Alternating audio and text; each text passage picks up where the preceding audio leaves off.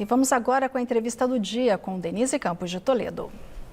E vamos falar sobre as perspectivas do PL para as eleições agora de 2022, a disputa em São Paulo e a agenda do Congresso. Eu converso com a Carla Zambelli, que é deputada federal pelo PL de São Paulo. Deputada, boa noite.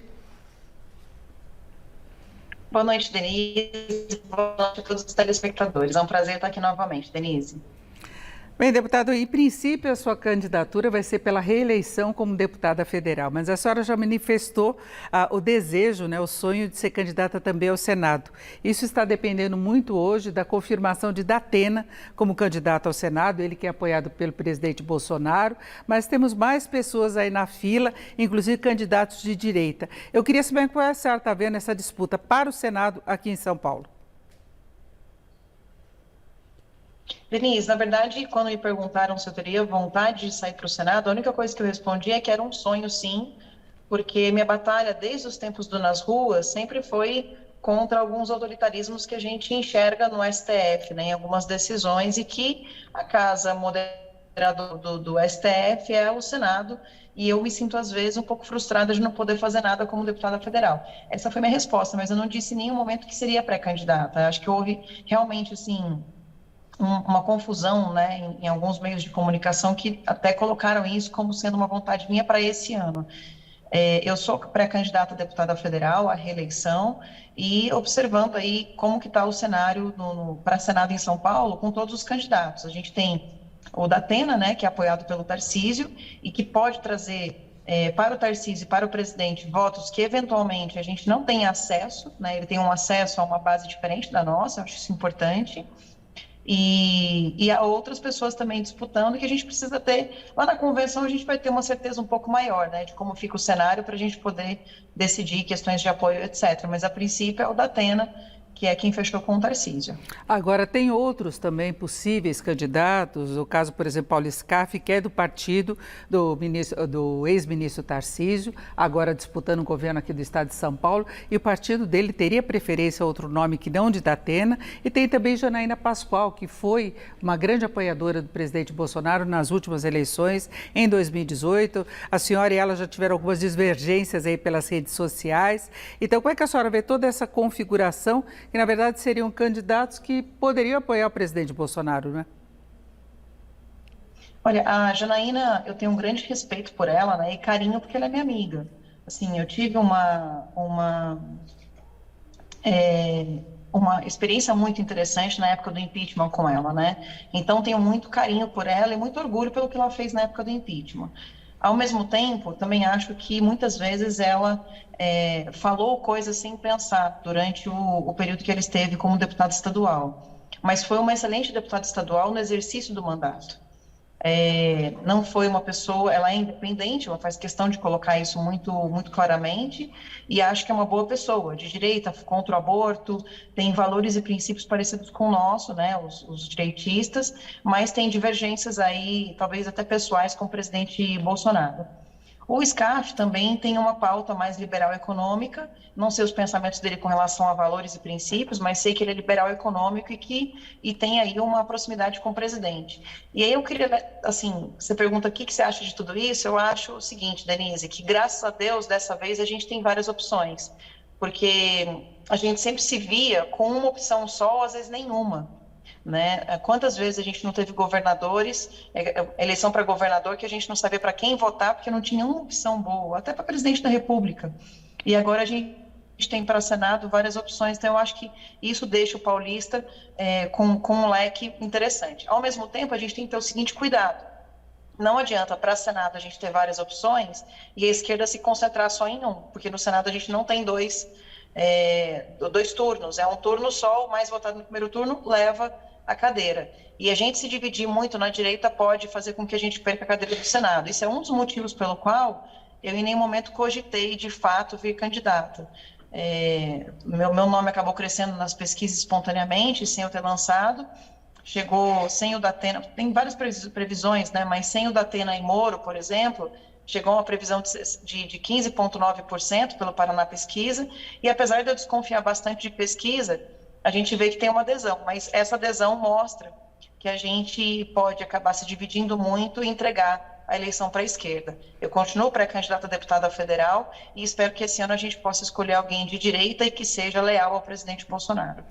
Para o Senado vai ser eleito apenas um candidato por São Paulo. Agora, falando nessa questão da disputa, da divisão, o seu partido, agora o PL, a senhora era antes do PSL, cresceu muito no embalo da filiação do presidente Bolsonaro e agora tem 75 deputados. Então, haverá uma disputa interna do partido também muito forte. Como é que fica resolvida a questão de tempo de campanha, de verba? Porque o seu ex-partido, junto com o DEM, formou a União Brasil, que é o partido que tem mais tempo e mais verba para as eleições.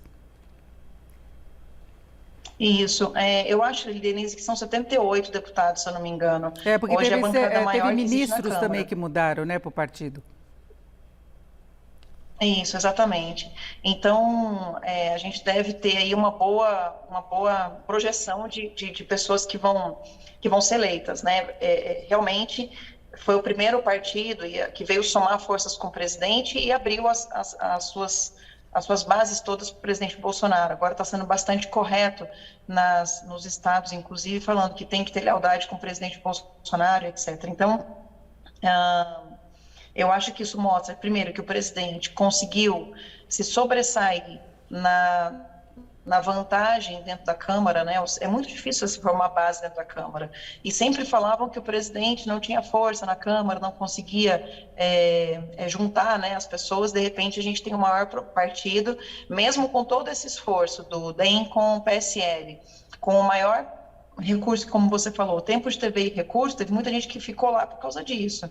Mas, mesmo com tudo isso, as pessoas preferiram vir para o PL, que tem muito menos recurso financeiro, mas para poder estar do lado do presidente. Isso mostra a força que ele tem, que já é percebida por várias forças, por várias pessoas ali e líderes dentro da Câmara. Agora, o PSL e o DEM realmente está com um recurso muito grande, ainda não mostrou a que veio, né, nesse sentido de quem vai apoiar, chegou a lançar o Bivar, teve ali um movimento de lançar o Moro, os próprios deputados que ficaram na União não quiseram lançar o Moro presidente. Existem deputados ali que vão apoiar o presidente Bolsonaro, como o Francisquini, por exemplo, e outros. Então, a gente percebe que tem como a gente fazer uma boa bancada com o PL, tem gente já falando em mais de 100 deputados para o próximo ano, e os recursos a gente espera que sejam bem utilizados. Né? É um partido que tem bastante experiência. Sim. E tem funcionários antigos que entendem muito mais de política do que a gente que está entrando nesse ano de 2018 entramos, né, Denise?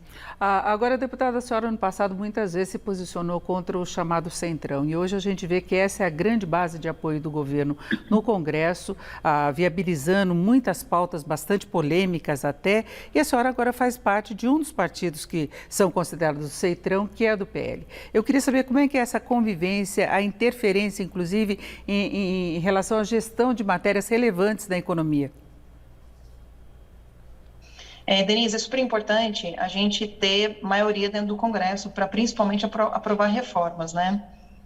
Infelizmente, esse crescimento da nossa base veio um pouco tardio, porque talvez se a gente tivesse aprovado a reforma administrativa, depois a tributária, no final do ano passado, a gente teria tido mais chance de chegar agora na eleição com uma melhora da economia maior, né? Assim, uma melhora mais significativa, apesar de já termos números significativos.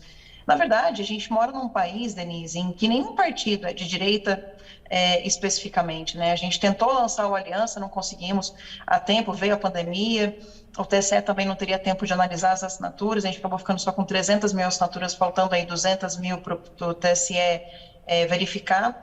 Então, hoje você não pode dizer que você tem um partido de direita no Brasil. Acho que se houvesse, o presidente estaria lá. Ele precisava de um partido grande, um partido com estrutura, e que estivesse disposto a pegar a pauta do presidente e dizer que aquela pauta é sua.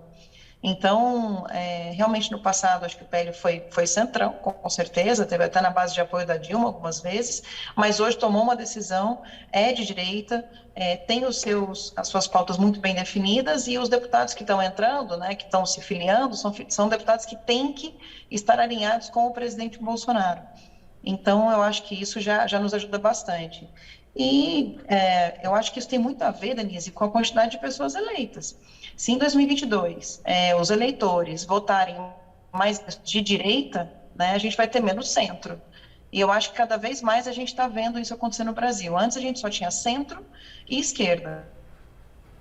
O único esquerda realmente, acho que é o PSOL, que o próprio PT, quando governou, não foi de esquerda, né? Fez aliança com bancos, etc. Então, a gente percebe que o próprio PCdoB, às vezes, faz uma targiversação, assim, targivisa, né, com a questão do poder com a esquerda. Mas a gente tem 3 partidos ali que são mais para a esquerda. Para a direita, o fato é que a gente não tem nenhum. Perfeito. Então, eu acho que o PL agora pode ser uma grande força da direita e passar a ser o maior partido do Brasil a partir do ano que vem, ainda mais, né, já que desde este ano ele já é. É isso, ouvimos Carla Zambelli, que é deputada federal pelo PL aqui de São Paulo. Deputada, muito obrigada, uma boa noite. Um abraço para você e a todos os telespectadores. É isso, agora com vocês.